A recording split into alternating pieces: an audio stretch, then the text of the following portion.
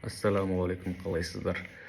Соңғы салған видеом Франц Кафканың «Преобращениесіне» кітап талқы болатын. Сол жөнінде тағы да бір-екі ауыз сөз айтайын деген едім. Ол видео қазір рекомендацияға шығып, TikTok желісінде 50 мыңнан астам көрілім жинапты.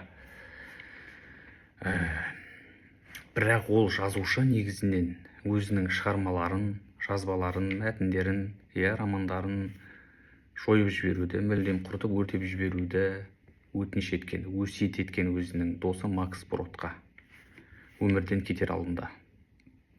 Қаламаған, жұрттың оқығанын мүлде қаламаған, өз-өзін мойындамаған деп айтсақ болады. Және хаттарыма дейін жой деген егелерінен алып, мен жазған хаттарды сен білесің, кімге жазылғандарын, солардан сұрап алып, тезірек жойып жібер деген. Қаншалықты тез жоясың сен, мен соншалықты жақсы болып қалар едім деген. Солай өсиет айтқан досына.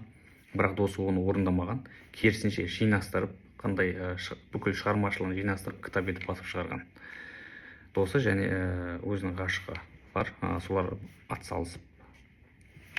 Солай керемет туынды келіп жетті бізге.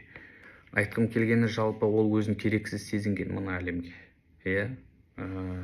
Өзінің «Преобращениесінде», яғни құбылу шығармасында да соны баяндайды негізі. Өзінің халі ол, өзінің ішкі күйін айтқан ол кітапта.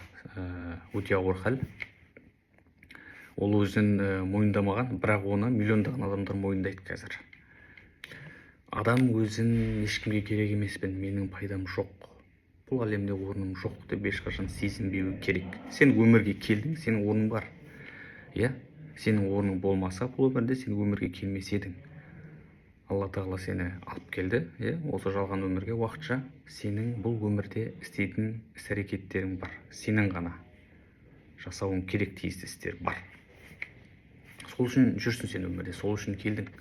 Сенің орның болмаса, қайталап айтайын, сен бұл өмірде болмас едің. Адам соны толық қабылдап жүрегімен түсіне алу керек.